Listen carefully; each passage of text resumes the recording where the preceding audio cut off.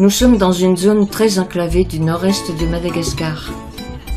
Ici, le développement communautaire de paysans malgaches, initié par l'ONG Sepali, contribue à lutter contre la pauvreté et à sauvegarder la biodiversité locale et les forêts.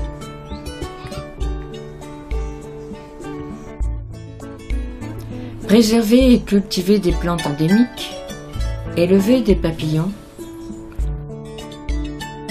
tisser des cocons, les broder, générer des emplois au sein des communautés villageoises, c'est ce que réalise Sepali à Marouantsetre. Sepali en malgache, ça veut dire c'est une pamukatalandi foot. On peut traduire ça en français.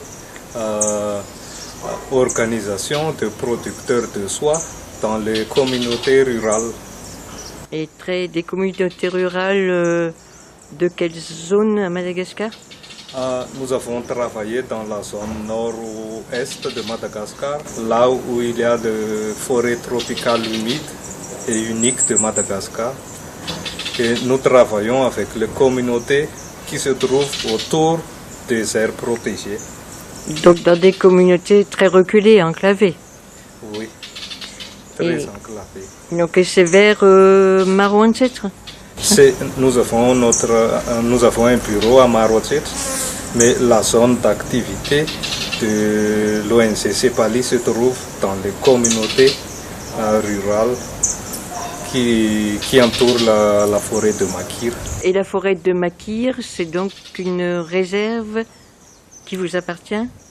La forêt de Makir est une réserve gérée par WCS, Wildlife Conservation, mais nous avons travaillé là-bas en tant que ONG complémentaire de WCS, c'est-à-dire que eux, ils font des travaux sur la conservation, sur l'environnement, et nous, on essaie de fournir des choses nouvelles pour avoir des alternatives aux communautés. Alors justement, en quoi consistent les activités proprement dites de Sepali? En fait, l'activité de Sepali, c'est la production de soie. Mais avec cette idée de production de soie, il y a beaucoup d'avantages, je crois. Parce que d'abord, nous avons fait des élevages des papillons endémiques de Madagascar, c'est-à-dire des papillons qui existent dans cette zone-là. Et ce sont tous des espèces endémiques. Et nous sommes le premier ONG qui exploite le soie. Et la conséquence de ce projet, c'est la réforestation. Il y a aussi des avantages sur le développement communautaire. Vous voulez dire par là que, par exemple, les papillons que vous élevez proviennent de chenilles, et chenilles qui se nourrissent de certaines plantes bien spécifiques? Oui, là aussi je tiens à remarquer que toutes les espèces de papillons qu'on a élevées jusqu'à maintenant sont endémiques de Madagascar. Et chaque espèce a sa propre plante hôte. Et je tiens à vous remarquer que toutes les plantes hôtes aussi sont endémiques de Madagascar. On assiste ici à une formation des femmes en langue malgache par l'épouse de Mamie.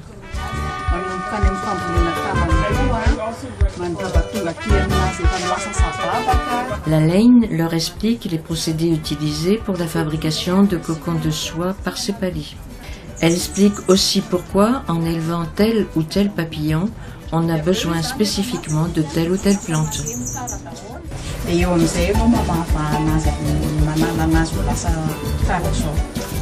Nous avons deux objectifs, la réforestation et le développement communautaire. Donc avec les 5 espèces de papillons qu'on a élevées jusqu'à maintenant, il y a 5 espèces de hautes plantes aussi. Donc il y a le Polycias bakeriana qui est une plante caractéristique de forêt tropicale.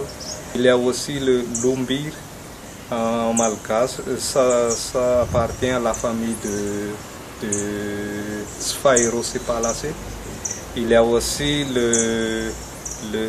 un type de liane qui se trouve uniquement dans les forêts primaires. Et nous avons des papillons qui se nourrissent des arbres comme ça. L'association TMA d'Ambodivuang travaille ici sur leur pépinière de plantes hôtes de chenilles. Monsieur le Président, quel est le nombre de femmes et d'hommes qui composent votre association de la pépinière d'Ambodivuang?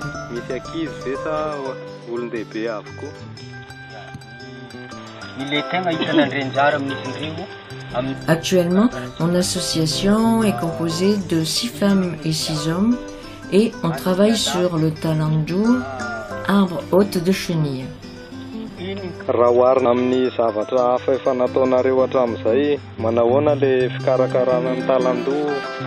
Quel est l'âge des plantules là-bas?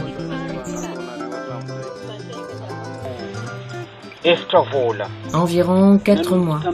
L'arbre talanjour est très facile à planter et il pousse très vite. Mon nom est Mario, je fais partie de l'équipe Cepali depuis 2007. Mon rôle, c'est l'élevage des chenilles. Voici la plante nourriture de chenilles.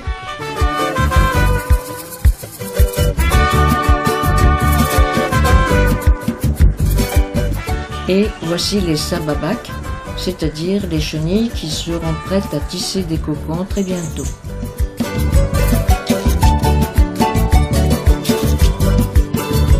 Mon métier est très intéressant pour les paysans car la quantité de production de soie dépendra du nombre d'arbres plantés.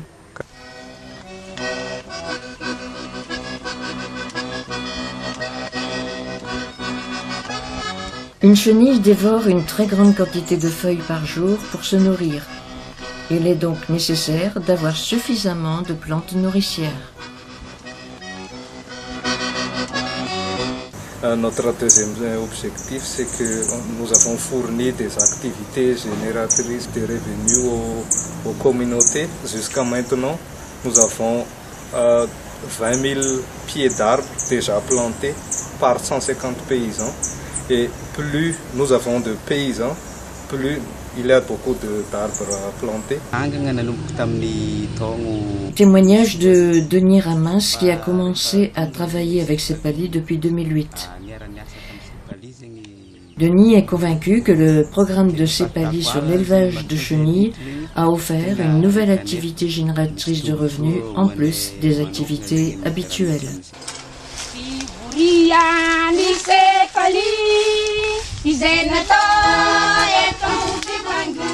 Ces femmes et ces hommes qui travaillent sur les papillons et les plantes endémiques sont très satisfaits puisque leur gagne-pain leur permet de bien se nourrir d'une part et d'autre part permet aux enfants d'aller à l'école.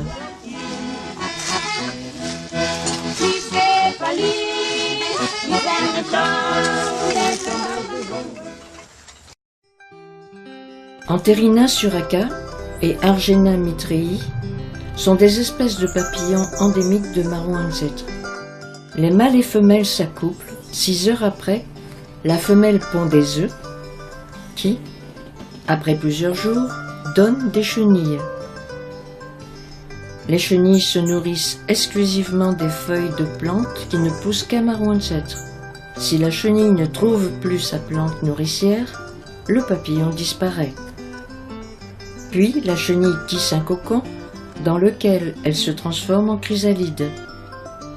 Celle-ci se métamorphose en papillon adulte qui sortira ensuite du cocon. La plupart des techniques de production de soie naturelle ou sauvage connues à Madagascar utilisent le bombix, papillon originaire de Chine. On récolte les cocons du ver sur des mûriers non endémiques. Les cocons sont ébouillantés. Dans ce procédé, les chrysalides sont souvent tués et ne redonneront plus de papillons adultes. Et comment faites-vous, vous, chez Cepali, pour conserver les espèces de papillons? Notre activité est un peu différente par rapport aux autres activités de soie déjà existantes, parce que nous, on ne tue rien. Au contraire, on essaie de sauvegarder aussi l'espèce.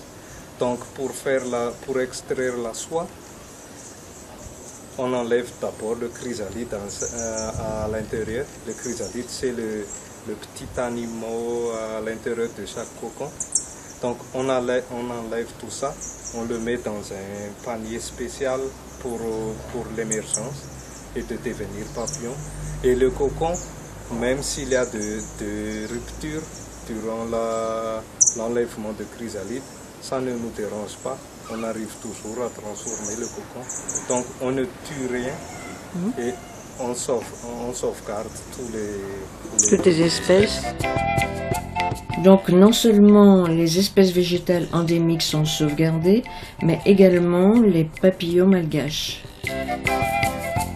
Ces villageois qui vivent en dehors du parc protégé de Makir et le préservent ont besoin d'être formés pour assurer les différentes étapes du travail de la soie. Assurez-vous des formations chez Cepali? Avez-vous des formateurs? Nous avons des formateurs sur chaque type d'activité. Nous avons des formateurs. Donc, même nous aussi, nous avons des formateurs. Il y a des partenariats. Nous avons beaucoup de volontaires qui viennent des étrangers pour former l'équipe de Cepali. Donc, la base de notre activité, c'est aussi la formation. Pour assurer ces formations, il faut se rendre à pied à des kilomètres de distance dans des zones reculées comme ici à Maroroux afin de rencontrer les paysans et ce pendant plusieurs jours. Ici, sur une colline éloignée de Marouane-Sètre, on assiste à une formation sur les plantations de Polycia, plantes nourricières des chenilles des papillons Enterina suraca. Les formateurs expliquent que toutes les plantes rares doivent être soignées, arrosées, protégées des ébus, afin qu'elles donnent assez de feuilles pour obtenir des papillons. Ces arbres à croissance lente ne poussent que dans les régions tropicales humides de notre région de Marouane-Sètre.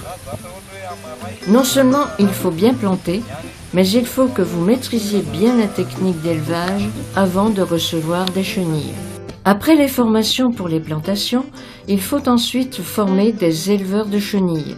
Ici, on voit Mario en train de s'occuper de chenilles qui doivent trouver suffisamment de feuilles pour se nourrir et se développer.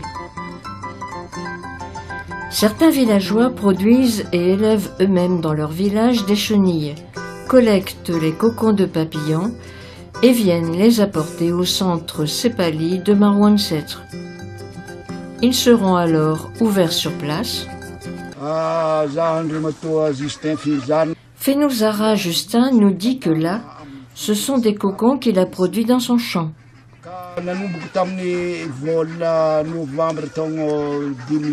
Aujourd'hui, l'équipe de Cepali est venue pour compter avec moi le nombre de cocons que j'ai produits.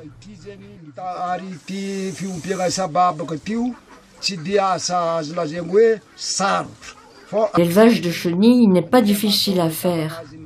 La réussite dépend de la volonté des éleveurs de bien suivre la méthodologie. J'ai seulement une remarque. Quand on arrive à planter beaucoup d'arbres, alors on peut prétendre obtenir une bonne quantité de cocons, jusqu'à 1000 cocons par semaine. Nous avons utilisé pas mal de stratégies de sensibilisation dans les communautés et c'est aussi la clé de notre réussite si nous arrivons à faire une bonne sensibilisation. Donc après ça, on peut avoir beaucoup de gens qui travaillent avec nous et c'est un avantage pour tout le monde. Et la sensibilisation, elle se fait aussi en musique, par des discours, des cabarets et des chansons.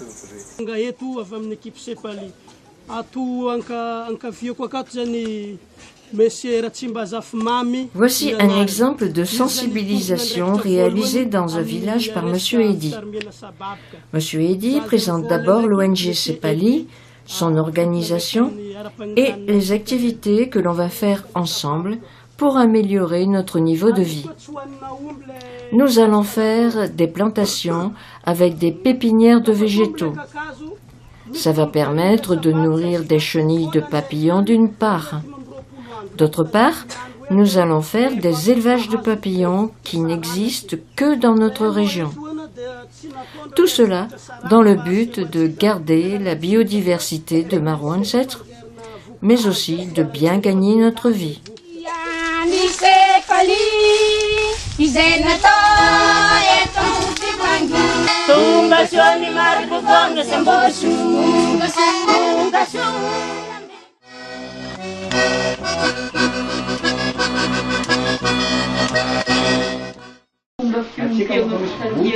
Le travail des femmes nécessite au départ une formation que Lalaine, épouse de Mamie, va faire en brousse.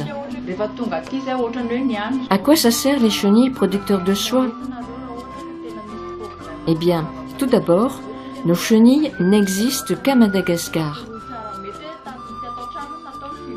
Et certaines espèces n'existent que chez nous, à Marouane-Sètre. Le type de soie produite par chaque espèce de chenille est caractéristique de l'espèce par sa couleur. Et l'avantage, grâce à l'existence de ces chenilles et en faisant l'élevage, on peut gagner de l'argent en transformant le cocon en produit fini. La laine montre ici comment assembler par la couture les cocons et aussi comment bien les découper avant de les coudre.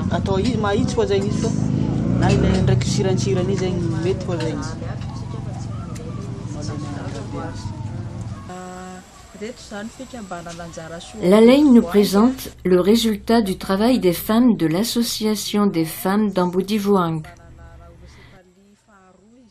Toutes ces femmes ont travaillé à la confection de ce long métrage de tissu de plus de 5 mètres de long.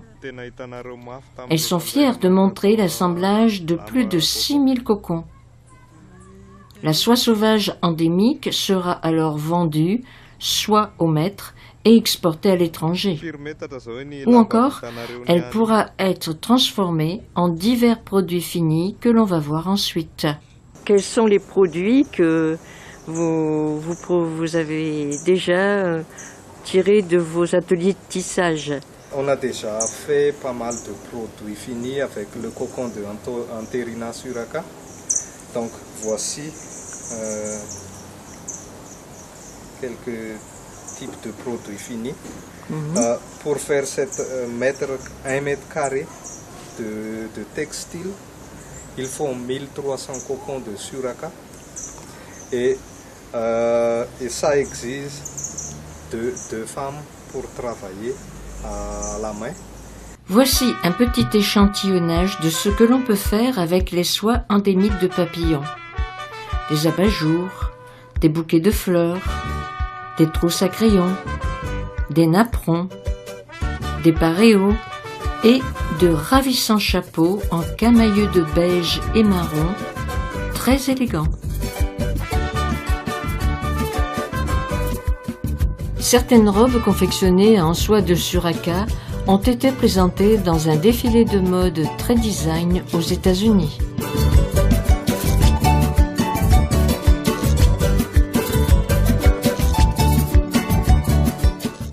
Pour terminer, quelles sont les perspectives d'innovation et puis d'avenir de Cepali? En ce qui concerne l'innovation, je pense que nous avons un avenir, disons, une bonne avenir devant nous parce que nous sommes le premier à exploiter le cocon et tous les cocons sont endémiques de Madagascar. On ne tue rien, on sauvegarde des espèces et puis on fait beaucoup de réforestation avec le paysan qui travaille avec nous. Cepali est l'unique ONG qui exploite des soies endémiques de Madagascar. Les activités sont réalisées en périphérie de Marouane-Sètre, De ce fait, les populations n'éprouvent pas le besoin de migrer vers d'autres régions ou encore vers les grandes villes.